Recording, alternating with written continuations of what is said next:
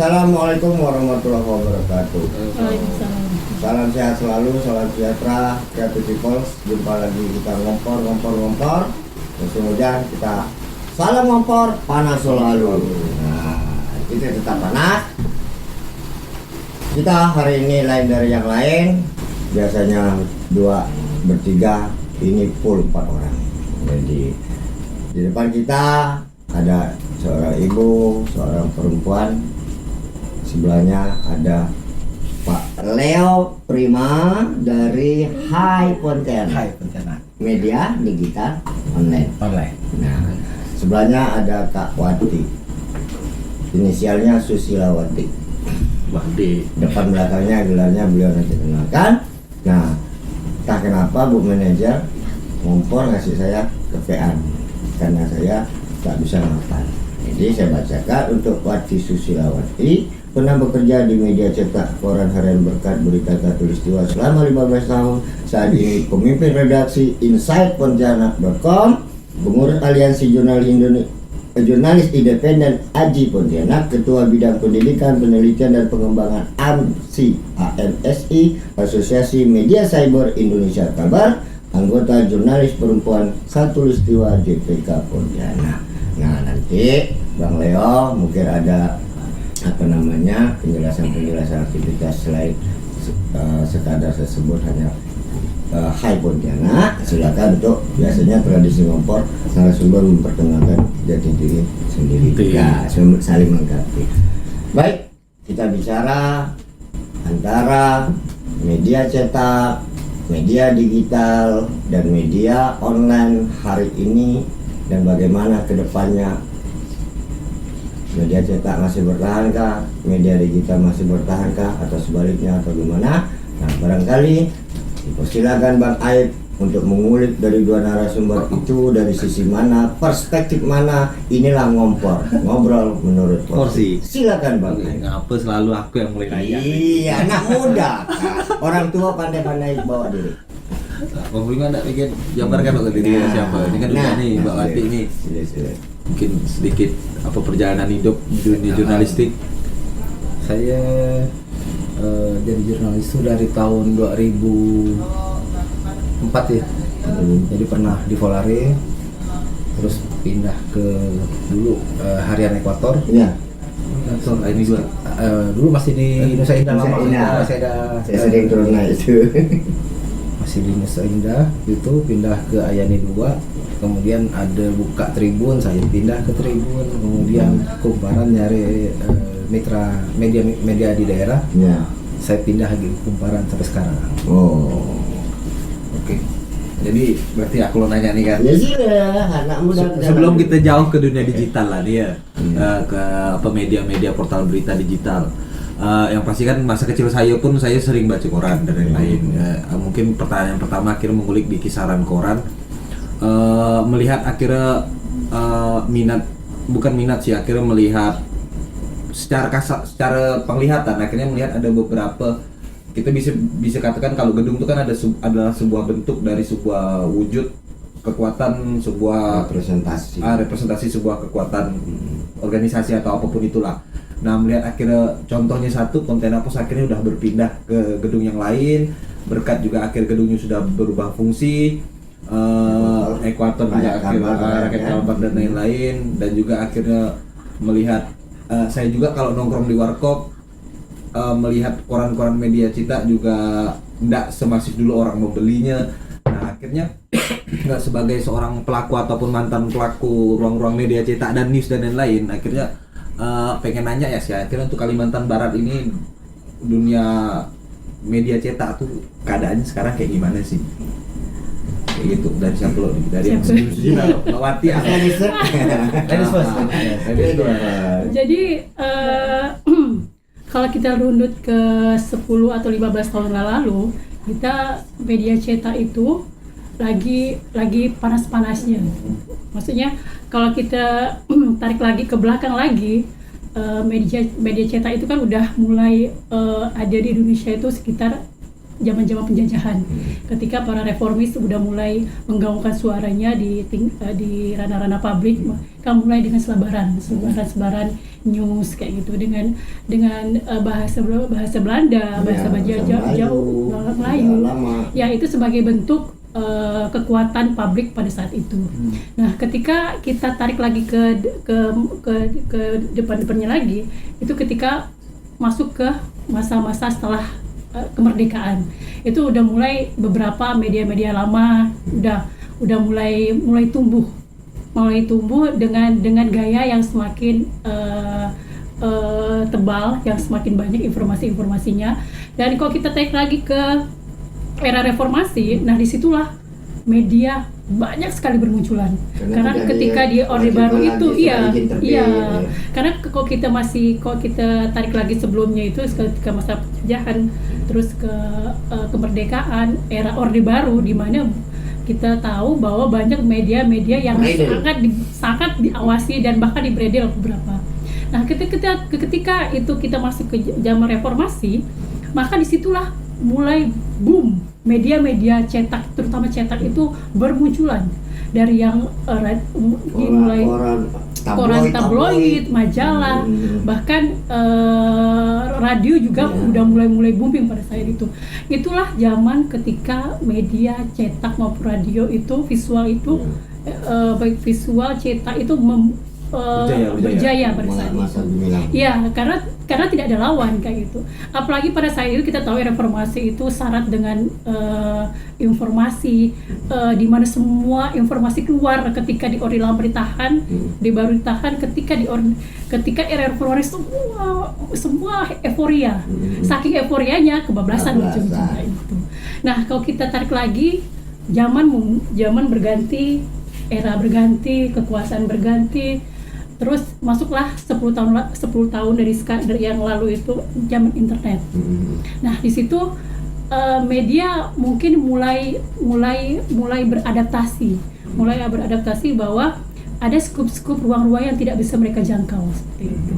Nah, meski demikian, pada saat itu sekitar tahun 90-an itu cetak masih mendominasi dengan kalau kita lihat itu hampir semua daerah itu punya media lokal kayak itu. Nah, kalau kita tarik di Kalbar, pada masa era reformasi itu banyak sekali media-media lokal bertumbuh. Bila bisa mulai dulu Akcaya itu cikal bakalnya Pontianak Post sekarang kayak gitu. Pos kan? Ya, terus karena Pos itu jaringan, mulailah ada yang namanya Ekuator, terus ada Metro, pindah dia jaringan, kok kita sebut sekarang itu namanya jaringan. Bahkan media-media kebuka seperti Harian Berkat, terus yang punya pengusaha yang sebelahnya Berkat itu bang, yang punya Oso. Suaka itu udah mulai ramai di kancah Kalbar itu. Di kancah Kalbar itu sangat ramai meskipun itu didominasi oleh para pengusaha. Tapi bergairah kayak gitu. Nah, era seperti kayak saya tekan lagi, era mulai berganti, zaman berganti, maka cetak itu udah mulai menurun eksistensinya seperti itu. Apalagi kalau jadi di sekarang, kalau dulu bisa puluhan media di Kalbar, sekarang hanya 4 media cetak yang masih bertahan. Itu sebut saja Pontianak Post, Tribun Pontianak, Suara Pemret, dan Harian Berkat masih eksis sampai sekarang. Nah, dari 4 ini kita bisa lihat bahwa segitu terdegradasinya media-media lain akibat perubahan zaman yang tidak bisa menyesuaikan dengan zaman. Adaptif. Jadi sekarang itu ibaratnya gini, informasi yang masuk zaman yang semakin canggih itu adalah perubahan dan inovasi. Kita bicara inovasi, kita bicara pengembangan IT. Nah, ketika media-media tidak bisa menyesuaikan dengan itu, maka dia akan bertumbangan seperti itu. Oke. Menurut Bang Prima, Leo sendiri mungkin ada opini yang lain melihat rekam jejaknya kan dia kayaknya swasta tuh. Kalau aku lihatnya gini ya, kayak semacam siklus bang. Jadi ketika dulu ada ditemukan mesin, ya kurang lebih seperti kata waktu tadi, ditemukan mesin cetak, orang semua bikin media cetak dengan alat mesin cetak. Setelah ditemukan mesin cetak itu kan bikin media cetak, terus jurnalisme berkembang, kemudian namanya koran kuning. Koran kuning itu lebih kepada apa namanya, berita-berita yang sensasional. Sensasional. Merah itu bang. Kemudian pada saat yang sama muncul radio, berkembang lagi ke radio, terus TV, ke televisi, sama polanya sama. Ketika udah muncul nuansa fenomena seperti koran kuning tadi, muncul media baru. Kemudian tidak terkendali lagi, muncul media baru, dan begitu seterusnya sampai akhirnya ada internet. Ketika ada internet, dulu tahun 98 internet tidak begitu dominan, tapi TV swasta sangat dominan ketika itu. Nah, kemudian dengan kekuatan TV swasta tadi berkembanglah kekuatan opini massa. Akhirnya terjadilah reformasi ya di kita.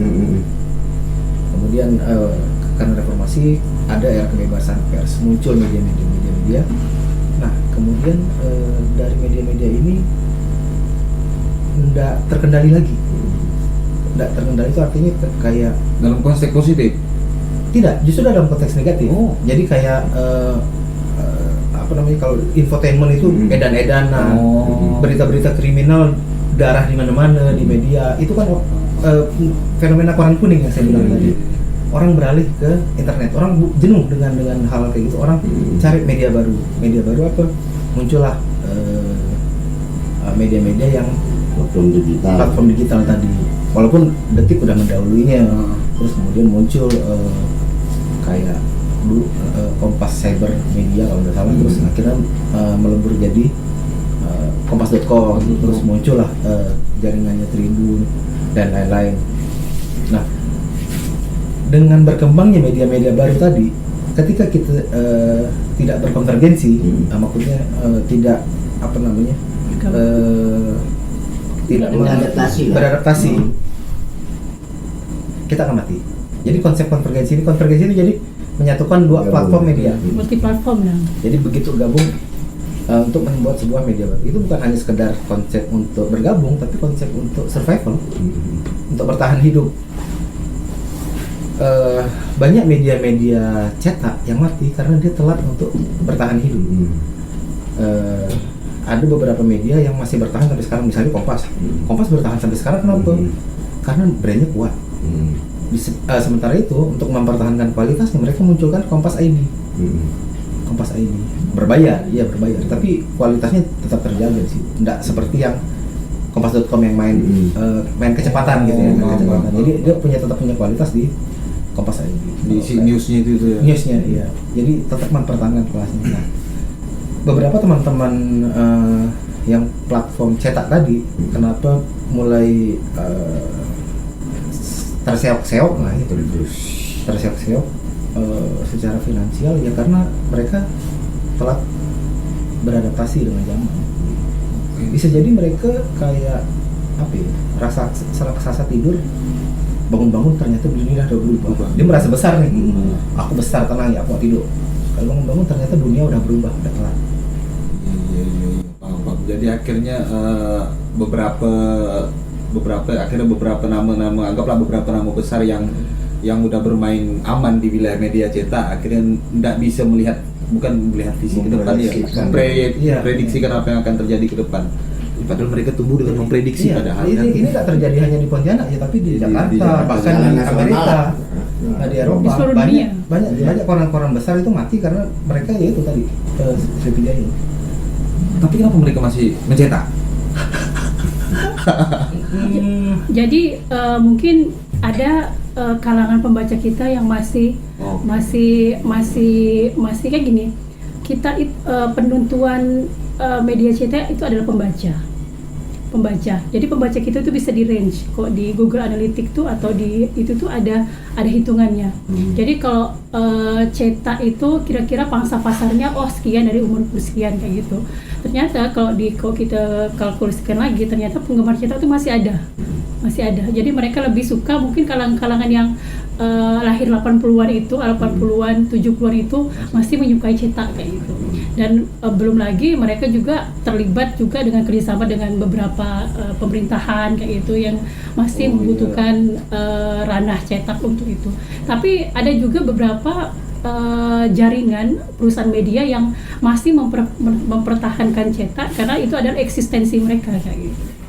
Kayak Tribun itu masih mempertahankan cetak karena itu adalah eksistensi dia sebagai media yang semua platform dilibas dari cetak, TV, news online semua dicetak. Tidak ada identitas yang tidak dihilangkan gitu. Iya. Kalau relevansi bahwa cetak tetap mencetak, media cetak, apakah terkait dengan regulasi yang berlaku sebagai klaim mereka, baik dalam konteks misalnya pemasang iklan, baik instansi swasta maupun pemerintah yang masih sebagai bukti, nomor bukti tanda bahwa mereka sudah masuk iklan, saat buktinya cetak. Apakah regulasi bagaimana relevansi? Cetak masih bertahan karena memang secara regulasi masih mempertahankan secara administrasi dan sebagainya keberadaan barang berupa cetakan. Gimana itu? Ya seru sih nih. Ya kalau menurut saya ya kenapa kalau Agak sensitif. tapi sih masih ada yang cetak jadi karena ada duitnya. Iya kan, kalau ada duitnya ngapain cetak gitu kan, karena masih ada duitnya. Iya. Ya itu satu. Yang kedua, mereka mempertahankan brand bang. Jadi kayak waktu bilang tadi beberapa merek ini mereka mempertahankan brandnya dengan eksistensi media cetak mereka. Jadi selama masih ada di simpang 4 atau di lampu merah, berarti masih ada nih gitu kan. Jadi eksistensinya di situ. Itu yang kedua. Yang ketiga, kalau Bang Prono bilang tadi regulasi tentang itu, ya Ada sebagian ya. besar bang, proporsinya besar. Jadi misalnya bisa dibandingkan nih misalnya dari 100% biaya publikasi di satu instansi misalnya, itu mungkin dari 100% itu 60%-nya itu untuk cetak, bahkan 70% untuk cetak, karena mungkin dia menghitung biaya produksi segala macam. Karena produksi cetak itu luar biasa besar sekali. Nah sisanya baru dibagi-bagi tuh kuenya tuh sama media-media online yang biaya produksinya lebih kecil gitu. Jadi ya kenapa masih ada ya regulasi itu? Tapi beberapa klien justru mereka sekarang udah ngeh dengan dunia digital, jadi platform digital. Jadi mereka udah milih media online. Oh si A, si B, si C ini online. Pembaca kita butuh informasi, butuh publikasi di segmen ini. Nah mereka masuk di situ karena yang baca orang kan tinggal generasi boomers kali ya. Iya boomers. Jadi kecil gitu bang populasinya, sehingga mereka cetaknya juga nggak besar, nggak sebesar dulu. Ketika saya masih di Tribun, saya bilang pernah cetak sampai 40.000, 60.000. Tapi sekarang saya rasa udah jauh di bawah itu. Karena prestisnya itu ditiras gitu. Iya. Dulu. Tapi sekarang karena apa? Dunia udah berubah, jadi prestis itu udah cuma di offline, ditiras, tapi udah ke brand image gitu. Karena kita harus tahu dulu. Jadi sebelum kita jualan kita harus tahu nih siapa pembeli, segmen pasar nih. Kita udah tahu itu enak jualan. Nah, segmen pasarnya digital sekarang lebih besar bang daripada segmen pasarnya si cetak. Tapi memang secara ekonomis cetak masih nilainya masih besar. Nilai cetak masih besar? Kalau secara tarif iklan ya. Oh, tarif iklan. Tapi kalau pemasukan, misalnya kayak teman-teman yang bermain di PageView itu bisa jadi lebih besar di PageView. Tergantung dengan jumlah klik yang didapatkan. Jadi kalau dilihat kenapa cetak itu masih eksistensinya masih ada, itu karena ada beberapa perusahaan yang masih mempertahankan itu dengan alasan bahwa mereka hidup dari situ. Mungkin dari beberapa media yang hidup dari kerjasama, terus klien-klien besar mereka yang masih mendominasi iklan cetak kayak gitu. Terus dan mereka memang ada perusahaan yang memang tidak mau berubah, tetap menjaga eksistensi dalam bentuk cetak kayak gitu. Bahkan di instansi juga kepala daerah misalnya dia masih pengen yang Fisik gitu. nggak ada beritanya dicetak nih, masih dianggap belum ada Iya, beritanya. Padahal beritanya itu udah viral di mana. Aku tahu. Buktinya ada, fisiknya ada kan. Sekarang gini, Nah, itu. ada pembaca yang suka fisik. Fisik artinya korannya bentuk fisiknya ada gitu. Oh, ada nih cetak. Ada yang bentuk non fisik kayak online kayak gitu. Generasinya beda kayak gitu. Masalahnya Mungkin sistem kita itu, sistem dari Kominfo itu masih belum merubah banyak tentang bentuk distribusi kerjasama kayak itu, sehingga beberapa item dari pasal-pasal itu masih Ada klausul media ya cetak. media cetak ada mungkin dan itu beberapa teman-teman kita di pusat pun sepertinya sudah mulai menyadari bahwa online itu juga mendominasi di era sekarang. Iya, mau parah sih. Dan para ahli media pun tidak bisa menjamin keberlangsungan media ini sampai kapan, media cetak terutama. Bisa tahun depan, 2 tahun depan, tidak bisa memprediksi. Korelasi keberadaan cetak, kemudian kalau cetak banyak-banyak, pelanggan kita tidak ada, memang yang kita tidak paham, keuntungan dari cetak itu bukan menjual eksemplar, itu tak hitung rugi. Maka karena bagaimana iklan banyak untuk menutup biaya produksi, bahkan PIP itu juga untuk penggajian dan sebagainya. Nah sekarang logikanya eksemplar tiras itu makin turun, kemudian iklan juga akan semakin merosot karena loh kemarin kami masa iklan di sini aku tahunya yang baca 10.000 loh, sekarang tinggal 5.000, udahlah kami tarik lagi masa iklan. Nah keberadaan media cetak itu masih bertahan itu apakah juga ada relevansi dengan bahan baku tadi? Kita bicara yang hulu sekali, misalnya pohon, kertas dan sebagainya, daya cetak kertas tinggi aja teriak orang-orang koran kan, mau jual berapa koran kami ini? Apalagi mereka jual eksemplar, iklan minim masuk. Nah, ini bagaimana dinamika realitas masalah koran, bahan baku, kemudian secara dunia ini kapan akan berakhir pun tidak bisa diprediksi, tiba-tiba collab, online jalan terus sendirian. Itu gimana sih proyeksi ke depan itu? Bagaimana keberadaan media cetak 5-10 tahun ke depan? Ya, kalau Dari misalnya kita bahas tentang apa ya? Dari hulu ke hilir produksi koran sampai gimana kita dapatkan kertas untuk dicetak, nanti sampai bagaimana kita penjualan. Setahu saya Bang, memang dari dulu itu udah angka produksi itu di atas dari harga jual. Jadi disubsidi lah dengan pendapatan dari iklan. Jadi misalnya biaya produksi itu sebenarnya 3.500, kayak Kompas mungkin bisa 5.500 biaya produksi. Cuman dijualnya 3.500. Selisih ini ditutupin dari iklan. Aku profitan. Tidak.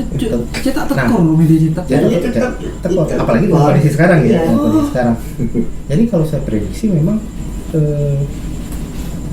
ya habis pemilu nih lah mungkin.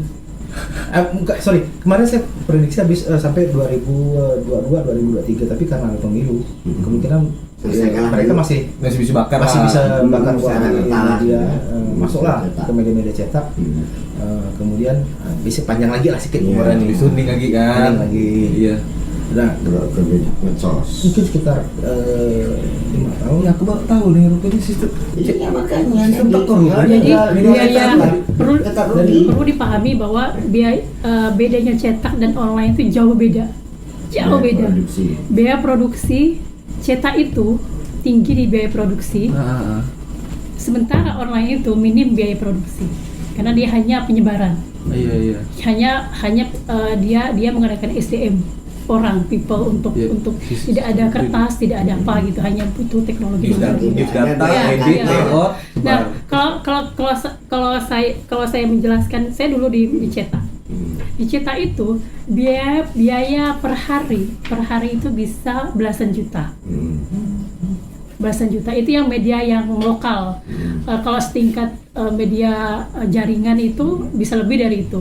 Bisa dibayangkan 1 bulan itu belum biaya gaji, belum biaya produksi, belum biaya taksi untuk lintas distribusi ke daerah. Terkoran truk Iya. box. Apa bahasanya lupa aku. Backup koran ke terkoran. Iya, maksudnya maksudnya distribusi dan transportasi. Jadi biasa gini, koran itu harus disebarkan ke seluruh 15 kabupaten kota di Kalbar. Maka itu dari Pontianak kan base-nya di Pontianak. Bayangkan kalau Pontianak ke Sambas itu transportasi berapa, taksi berapa, kayak gitu. Gampang kan dulu Iya, dengan berbagai maka- resikonya. Iya, waktu aku dapat koran pun selalu telat sehari. Iya, telat sehari. Baru dibaca. Iya. Kapas Hulu juga. Iya, Kapas Hulu juga seperti itu. Karena tidak semua taksi itu yang mau ngantar langsung dengan hanya biaya ongkos taksi yang standar. Beda ketika si perusahaan besar itu dia punya taksi juga, punya jaringan taksi juga, itu beda cerita kayak itu. Nah, bisa dibayangkan produksi yang mahal, apalagi tambah kondisi sekarang yang BBM mahal itu, maka umur media itu bisa pendek. Cuman kampanye itu saya tidak terlalu ekstrim kayak Bang Leo kan. Mungkin kayak gini, di beberapa diskusi itu, di dalam beberapa bahasan diskusi itu, Farhan itu tidak bisa memprediksi, bisa tahu, dia cuma bilang gini, bisa pendek, bisa sangat pendek seperti itu. Udah ada panjangnya, Makanya dari situ media yang tidak bisa beradaptasi dengan kondisi yang ada, maka dia akan cepat matinya kayak gitu. Karena biaya produksi itu tidak akan bisa nutup.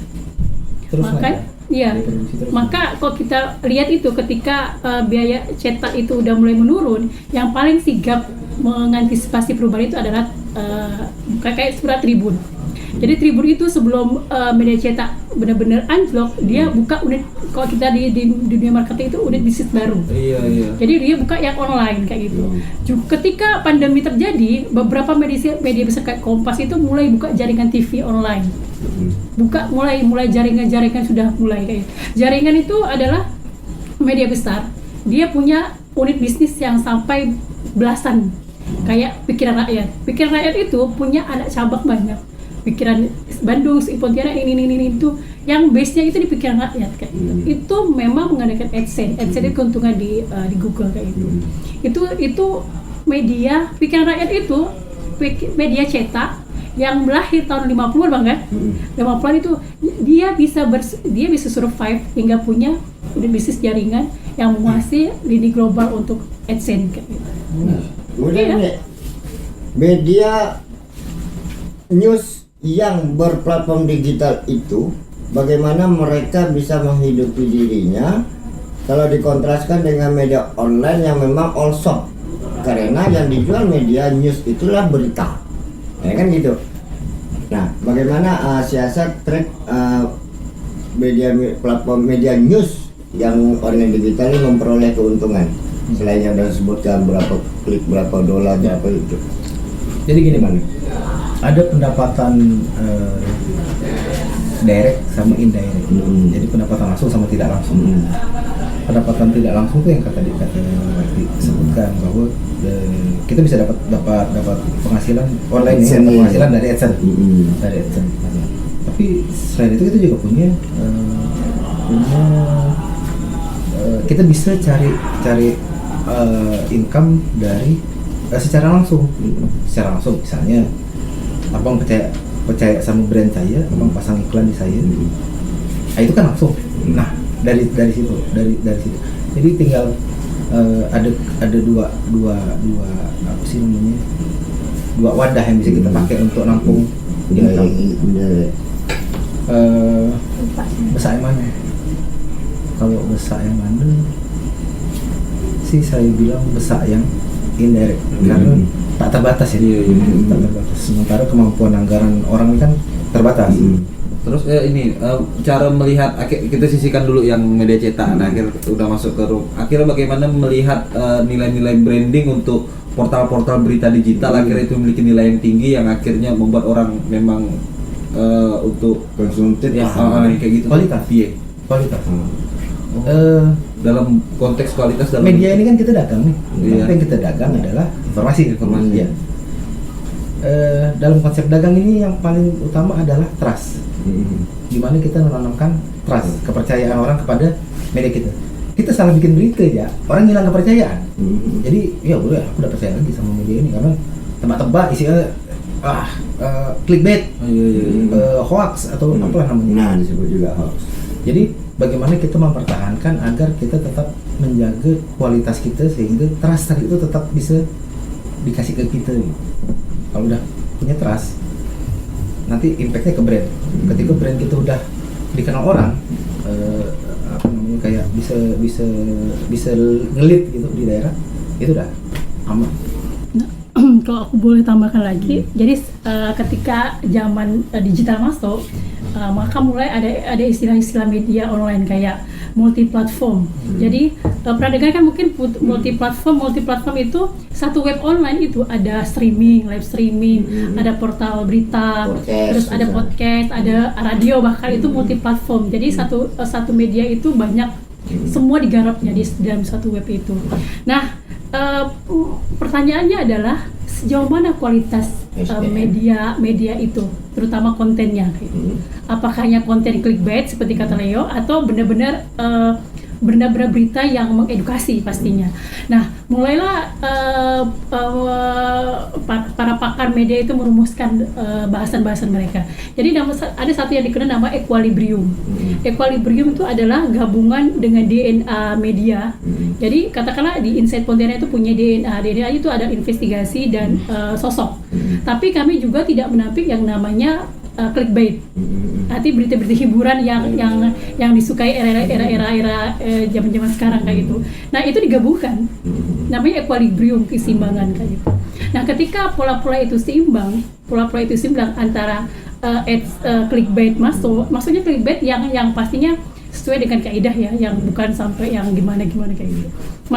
Masih dalam jalur kita memperhatikan, masih berbau jurnalistik. Kaidah itu tidak boleh kita hilangkan sama sekali. Nah, sama dengan memperhatikan kualitas yang namanya DNA media, seperti investigasi, terus berita in-depth, berita feature kayak itu. Yang kemudian kita gabungkan dengan berita-berita receh. Itu namanya equilibrium kayak itu. Ada penyegaran lah. Jadi dua konten itu digabungkan dalam rangka untuk menambah income perusahaan kayak itu. Nah, masalahnya media web online itu kan gampang sekali dibuat. Abang bisa buat, dirimu bisa buat, semua orang bisa buat. Cuman yang pada akhirnya bertahan adalah eksistensinya kayak gitu, kepercayaan publiknya kayak gitu. Bagaimana kita membangun brand image media online kita itu dengan equilibrium itu. Maksudnya kita memberikan semua yang dibutuhkan membaca. Baik membaca tahun 80-an, 70-an, bahkan yang sekarang milenial. Contohnya kalau sekarang itu kita punya berita investigasi, di hari yang sama, di jam yang sama kita ada berita link nonton, link streaming. Yang kita itu kan berita receh kan, tapi itu banyak dicari orang kayak gitu. Nah, bagaimana kita menyeimbangkan antara konten-konten itu hiburan sama konten-konten DNA kita kayak gitu, sehingga muncullah trust publik, semua kalangan kita garap kayak gitu. Dengan harapan AdSense makin banyak, terus dulangan klik itu bukan hanya berasal dari lingkungan Kalbar, tapi ketika kita membuat equilibrium itu, maka semua jadi kita itu tidak di satu wilayah, tapi sudah menyebar kemana-mana. Karena yang kita garap itu adalah semua segmen. Nah, ini kan akhirnya melihat ada beberapa pencerahan tentang kekuatan dunia online kali. Nah, ruang kelemahannya itu di mana? Pengen tahu. Itu dia. Untuk media online itu sendiri. Yang udah jadi atau yang belum jadi? Bebas. Atau baru masuk? Yang Bebas. eksis boleh.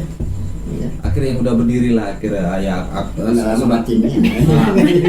Media lokal atau media jaringan? Katanya lokal Kalau bisa dua aspek itu ditembus. kita bahas bisa nggak? Bisa. Atau ada parsial antara dua orang itu? Enggak juga sih, sama. Kelemahannya adalah kalau dia tidak berjaringan cepat mati. Dia lemah. Ini sebenarnya konsep di platform manapun ketika tahun 90-an juga mengalami sama gitu. Radio di Pontianak kalau tidak berjaringan pasti tidak berkembang dengan Impang. dengan maksimal gitu, tidak optimal. begitu juga media cetak. Kenapa Aksaya membesar bisnis ini membuka menjadi Pontianak Post, karena waktu itu mereka berjaringan dengan Jawa Post. Waktu Aksaya aja biasa aja gitu. Hanya media lokal biasa, tapi ketika masuk jaringan bisnis, ada konglomerasi besar masuk berjaringan dengan yang lain, mereka menjadi besar. Nah gitu juga dengan media online. Kalau dia tidak berjaringan, kekuatannya tidak begitu kuat. Itu yang pertama. Yang kedua, publik punya banyak pilihan. Publik punya banyak pilihan, Bang. Kayak kita kalau nonton TV, iklan pindah.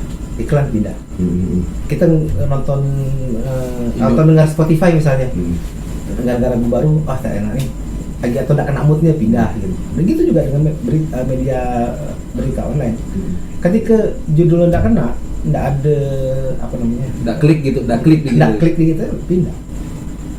Itu jadi PR juga, bagaimana kita membuat sebuah proximity, kedekatan antara konten yang kita bikin dengan audiens yang kita harapkan, target pasar. Sebentar loh. Tapi kalau masalah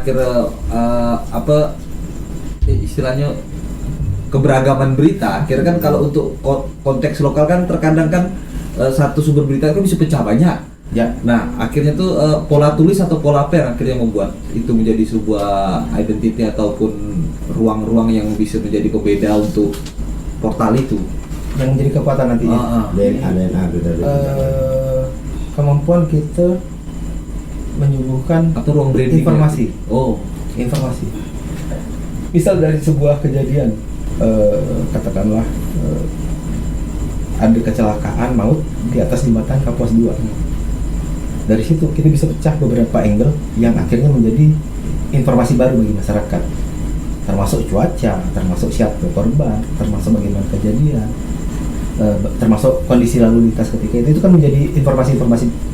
Nah, hal ini yang tidak dimiliki oleh media-media sosial kan, tidak berbasis jurnalistik. ya, yang tidak berbasis jurnalistik. Jadi Paham. Itu kan media-media independen itulah tuh. Selalu ada Nah, yang perlu dijelaskan bukan. bahwa beda antara media pers, media jurnalistik dengan media sosial. Ya. Namanya media sosial ya untuk siar. Jadi kalau media sosial teman-teman harus bedakan ya mana Media informasi sih kalau menurut Iya, aku. media informasi sosial, dengan media yang berbasis informasi. jurnalistik. Iya, sama media yang berbasis jurnalistik. Apakah itu disebut jurnalis? Bukan. Ya. Karena jurnalis itu kan butuh jenjang, butuh pelatihan kayak gitu. Nah, kelemahannya kalau aku boleh tambahkan lagi, bedanya kekuatan dari media web itu adalah kecepatan ini, maksudnya keakuratan informasinya. Kalau kita media sosial kan yang penting ada video up, mau itu Sekedar memindahkan maksudnya ya satu hanya berkata Nggak tuh ada, bahkan hanya ada, bahkan dia pemancing. tanya, iyalah. ada yang tahu nggak ini kejadiannya apa gitu. Dan kita tulis lengkap bila tuh di mana tuh udah padahal udah ada. Itu nama pemancing dimancing kayak gitu kan. Sekedar memindahkan ya. Iya. Nah, Gitu. Kalau di kami tuh Hai Pontianak kebetulan kan punya platform Instagram. Sebenarnya itu tuh hanya tambahan dari untuk sebaran media yang berita kami yang di Kumparan tadi. Biar live news kan. Biar untuk Teaser. penyebaran ya, Teaser. untuk teaser Teaser. penyebaran. iya pemancing. Jadi Iya. untuk menambah sebaran itu makanya kami bikin platform Instagram. Nah, tapi ternyata orang tuh lebih mengenal, orang di Pontianak khususnya ya, lebih mengenal Hai Pontianak itu sebagai media informasi karena peristiwanya tuh cepat, terus beragam, dan untungnya kami bisa menyajikannya dengan prinsip-prinsip jurnalistik. Jadi fakta-faktanya udah terverifikasi, udah dikonfirmasi, jadi udah memang tidak perlu pembaca tuh udah tidak perlu tanya lagi ini di mana. SOP-nya jelas lah isinya. Maka saya pernah menyatakan kalau ketika wartawan menulis sampai ke pembaca masih bertanya, berarti wartawan ada yang kurang. Ya. Harusnya Padahal pembaca udah kenyang dengan informasi yang yang menyampaikan diberikan. warta. Kita diterima pembaca berita lengkap. Ya. Kalau ditanya balik berarti ada unsur yang tidak lengkap. Ada unsur yang tidak lengkap, persis. Memvalidasikan berita. Nah, validasi berita.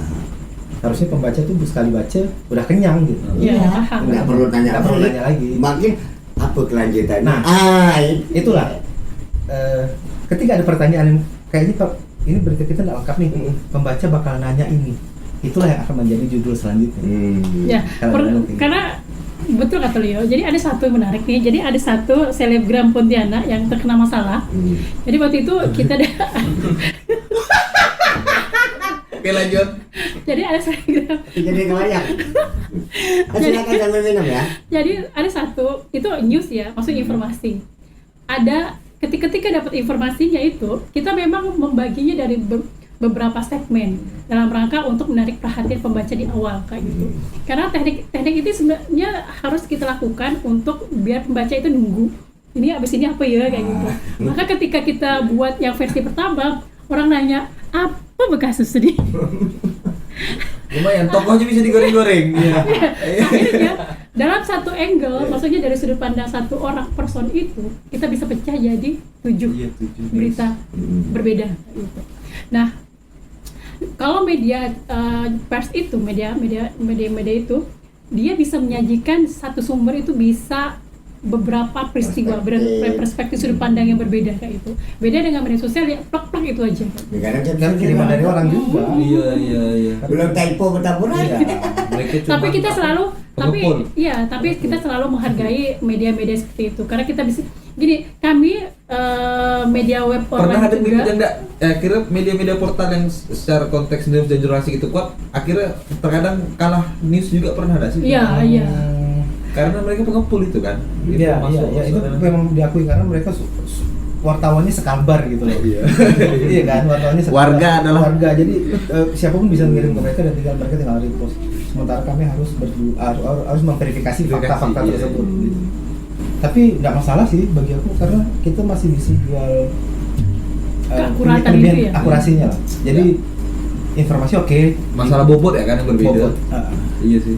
Ya, Verifikasinya barangkali gitu. dari yang udah kita bincangkan itu, tentu ada visi misi kita untuk edukasi masyarakat bagaimana mengolah, menerima dan mengirim kembali berita-berita yang layak diberitakan. Dari sisi media ini, bagaimana sih peran platform-platform digital, terutama yang berbasis news, jurnalistik, memberikan edukasi kepada creative people ataupun masyarakat keseluruhannya mendengar ini. Kira-kira bagaimana ini, karena saya lihat kan masing-masing sudah ada pusat media cyber, pedoman media cyber, ada kode etik jurnalistik dan sebagainya, itu sudah pasti. Nah, bagaimana masyarakat mengarahkan masyarakat, udahlah selamat tinggal hoax walaupun tidak 100%. Nah, ini bagaimana edukasi digital mulai itu. Sama ini nambah kan? Iya. Kan bentar lagi kan pesta politik nih. Aku kira pesta orang. Pesta moral ya. Nah itu tuh akhirnya kan akhir portal berita kan juga bisa menjadi berperan Corong untuk- gitu kan. sebagai corong informasi itu. Nah kita tahu kan akhirnya apa yang terjadi dan bakal terjadi dan karena ketakutan itu terjadi. Akhirnya untuk mempertebal sedikit, akhirnya bahasa halus sih, kayak tips and tricks untuk jadi pembaca yang cerdas lah kayak gitu. Ya, Untuk ruang-ruang news. Gimana ya kalau masyarakat Indonesia nih minat bacanya rendah bang. Saya akui itu minat. Jadi Baca tinggi bang, minat pikir. minat ya mereka lebih jadi cuma lihat karena Ya, lihat, visual nggak setuju, nggak lihat, membaca lihat. ke bawahnya. Jadi mereka lebih suka visual daripada harus membaca teks. Baca judul ya kan? Cuma baca judul kan akhirnya ngeliat visual. Nah itu pertama mereka punya minat bacanya rendah. Terus yang kedua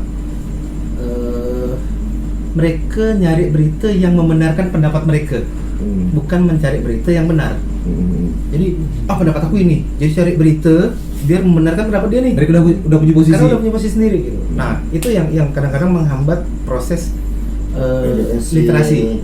Jadi orang akhirnya dapat nih berita yang sesuai dengan keinginan dia, itu yang di-share dia. Dan akhirnya banyaklah warga yang tersesatkan gitu oleh informasi yang belum tentu kita bisa jamin kebenarannya. Tapi kalau menurut aku sih berita mana sih yang boleh kita share, yang boleh enggak, yang jangan di-share. Ya itu, pilih medianya dulu. Masyarakat sekarang pun hampir belum bisa membedakan yang mana media berbasis jurnalistik, mana yang berbasis media informasi. Karena penamaan kali ya. Jadi mereka menganggap media informasi ini sebagai sebuah media, dan sayangnya pelaku-pelaku ini tidak tidak berpegang ketika mereka dianggap sebagai media, mereka tidak melakukan fungsi-fungsi jurnalistik gitu. Betul ya. Sayangnya itu gitu. Nah akhirnya tapi mereka dipercaya oleh masyarakat. Nah sebaiknya masyarakat memilih dulu nih media, bisa memilih dulu mana media-media yang melakukan fungsi jurnalistik sehingga fakta-fakta yang muncul itu udah terverifikasi, walaupun itu pahit bagi dia, tapi fakta itu adalah sudah terverifikasi. Kami pernah waktu Setidaknya belajar menerima kenyataan lah kan. Iya. Kami pernah faktanya sudah terverifikasi, tapi kami masih dianggap hoax. Padahal itu datanya udah valid gitu kan dari tim SAR atau apa gitu, datanya udah valid, tapi karena sebagai keluarga masih atau teman gitu masih belum bisa menerima kehilangan temannya, jadi kami diserang dengan wah hoax nih. Nah, padahal udah verifikasi, apalagi yang belum kami verifikasi. Makanya untuk media-media jurnalistik, saya pastikan betul teman-teman semua yang memang memiliki basis dari media pers pasti melakukan verifikasi. Jadi fakta yang muncul itu adalah fakta yang bukan all memang fakta gitu. Tapi kadang-kadang fakta yang sebenarnya ini belum tentu bisa bikin kita senang. Kadang-kadang bertentangan dengan yang kita harapkan. Ya pakai berita bencana. Iya. Jadi ya itu masyarakat harus bisa memilih dulu mana media yang bisa dipercaya, mana media yang kredibel. Dari media situlah informasi-informasi boleh Ciri visual untuk masyarakat awam. Ini media yang benar loh. Ini Waduh. Kalau teori visual gimana ya? Kan secara visual sama satu ya tuh. Nah, sekarang itu Untuk gambar kah? Tinggal kita sendiri sih cross check akhirnya kan. Iya. Iya. Atau ada ikon apakah? Itu SNI ke helm kan ada SNI-nya. Nah, perlu untuk dipahami portal berita bahwa ada enggak? yang bisa Ada pedoman sumber ya. berita. Jadi Itu. gini, yang bisa membuat Formnya. ya. Kalau di web sih, kalau di web kita bisa lihat dari susunan redaksinya. Nah itu. Kalau di web, Saya, di web tuh ada susunan Klik saja redaksinya. home, nanti jelas. buat hubungi kami, kontak us. Ada itu. Nah, tapi kalau misalnya di platform lain, misalnya masyarakat ngambilnya dari platform YouTube, platform Instagram, Facebook atau TikTok, itu harus melihat ke bio-nya lagi, harus menelusuri bio, kontak dan lain-lain. Nah, kalau kita mengajak, ayo semuanya untuk membedakan ini yang terverifikasi dan tidak, silakan klik. Kalau media yang kita klik di bawah, paling bawah, tidak ada pedoman siber media, tidak ada kode etik jurnalistik dan sebagainya, Susunan itu redaksi. dipastikan hanya media informasi. Ntar kalau khawatir Enggak, ngomong lah. enggak seperti itu. Nah, kita Santai saja.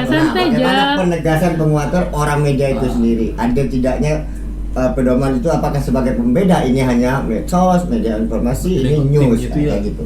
Ya, biasanya kalau dia media Pembeda, kan? web itu pasti jelas ya struktur organisasinya apa, siapa pemretnya siapa, terus editornya siapa, atau jurnalis siapa, itu jelas kayak itu. Itu yang media online. Tetapi banyak juga yang membuat media abal-abal yang juga punya susunan redaksi.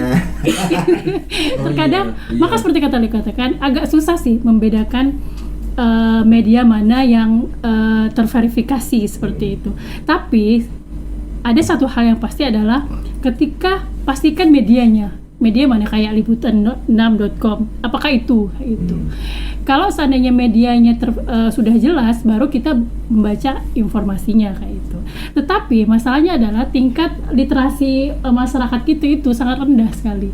Jangan membaca literasi itu lebih spesifik ya, lebih memahami, lebih melihat kayak gitu. Apakah rendahnya literasi, minat baca dan sebagainya kita bisa mengalamatkan berimbas. buruknya sistem pendidikan, termasuk Iya. pendidikan politik kita. Iya. Jadi apalagi nih teman-teman ya, kita juga ingatkan bentar lagi tahun 2024 tahunnya pemilu, tahunnya politik, akan banyak sekali media-media abal-abal bermunculan. Entah itu platform YouTube, entah itu media sosial, media web, bahkan sekalipun akan banyak sekali. Dan takutnya ketika kita kurang melihat media itu dari mana, kayak Kompasiana kah, Liputan 6 kah kayak itu, kita akan mudah terjebak dalam hoax dan berita-berita palsu kayak gitu. Ada enggak kayak maaf kata ya kan akhirnya untuk ruang-ruang finansial yang kayak maaf kata yang pinjol dan lain-lain itu kan ada ruang pengecekannya di web, lupa aku namanya, yang pasti yang udah masuk dengan apa kalau keuangan tuh apa? OJK. OJK. Ada, kita ada. Kalau untuk media ini ada enggak? Di Dewan Pers ada. Dewan Pers. Jadi Cuma kita Apakah ada Nggak kesana kan, asosiasi mau ke sana tuh kita mau ngecek lagi. Itu enggak pusat data PHP enggak sih? asosiasi? bisa. ada proses yang harus kita lakukan. Jadi ketika bisa Lama.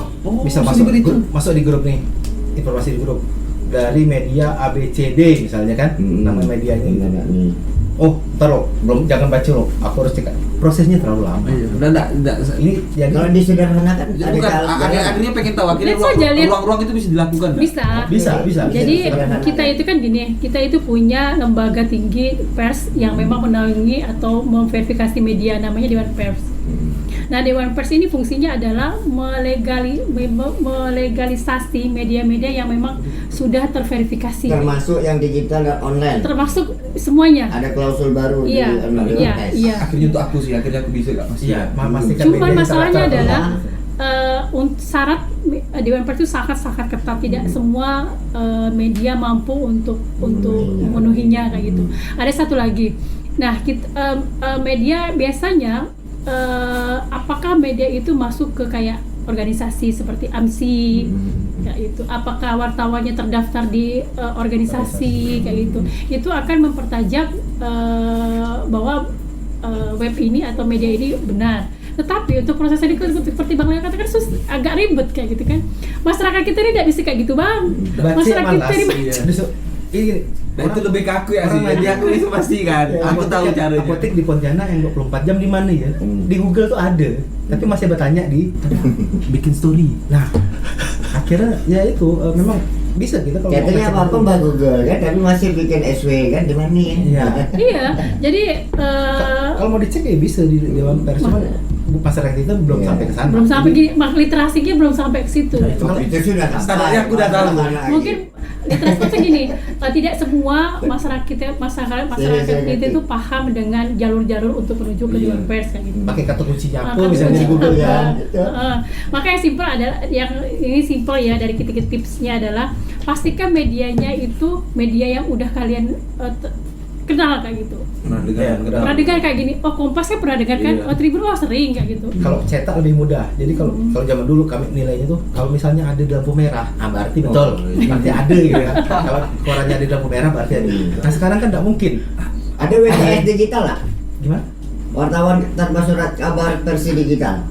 Apa namanya? Jadi gini Bang, sekarang karena webnya lebih Ada wartawan kodrek digital lah. buat yang Ada, lebih mudah. ada. Jadi mereka bisa bikin media digital. Jadi mereka semua udah Mudah. Tapi banyak media ini. Sekarang itu Ada bang, media. gampang sekali membuat media. Tinggal beli domain, beli itu hostingnya udah kalian Udah. punya media. Tetapi adalah bagaimana isinya, bagaimana bentuk brand dari media yang ya formatnya, brandingnya. Kalaupun kita gini, untuk membuat media web tuh modalnya besar, modalnya cukup besar kayak itu. Apalagi ketika dia established, maksudnya dia berkepanjangan seperti itu.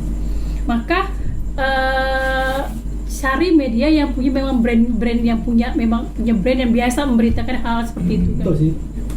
Termasuk walaupun orang tak akan mungkin rasanya kita yang merasa jurnalis wartawan beneran nak bikin platform gitu ya kan, yang akhirnya pada abal-abal, kecuali ilmu kewartawanan jurnalistiknya belum hatam, tiba-tiba dia nak buat sendiri, aku bisa gak hanya sekadar Kan banyak Itu. banyak kok Bang. Banyak teman-teman yang bikin sendiri gitu. Ya. Bikin sendiri banyak. Dan mereka mampu, pelan-pelan mereka bikin. Mereka mampu. Tapi akhirnya kan ruang-ruang beritaannya mungkin bukan ruang-ruang yang maaf kata yang sensitif dan lain-lain, mungkin lebih ke lifestyle. Iya, dan karena lain-lain. kita Yang terbatas gampang bagi dia lah. Iya, iya. Ya, karena kita gampang bicara bagi. gini ya, membuat media itu saya bilang ongkosnya besar. Iya. Nggak bisa, Iya. kalau hanya untuk modal satu orang, buat berita itu capek loh. Nah makanya tadi, apakah triknya mengumpulkan sebanyak-banyaknya uploader, mau dia wartawan atau bukan, basic jurnalistik enggak bukan, tapi satu hari 50, 100. Itu namanya, Apakah terkait bisa diverifikasi itu AdSense monetize-nya Kalau ini? ngejar itu Iya. susah keles. nah kayak gini, dalam lingkup bisnis jaringan, bilang itu, mau itu Tribun, mau itu PR, Pikir Rakyat, Suara.com, Merdeka, itu kan mereka itu berjaringan seperti kata Leoni kan. Biasa Kalbar ini dia punya, katakan Pikir Rakyat itu punya jaringan di Kalbar itu 5 itu jaringan dia kayak gitu. Nah, di jaringan ini mereka itu tidak hanya bicara berita lokalnya, tapi mereka menekankan berita lifestyle-nya. Karena bicara online, yang dicari itu apa? Iklan online-nya sama AdSense-nya. Psikologis netizen sekarang ini sukanya apa tetap itu, jadi survei pasar. Termasuk platform news digital. Ya kan? Nah, jadi memang untuk AdSense itu memang tetap pakai segmentasi. Dia mana yang digemari kita oleh ini kan kita semua arahnya kan ke Mbah Google nih. Semua gunungnya tuh lari ke Mbah Google kayak gitu.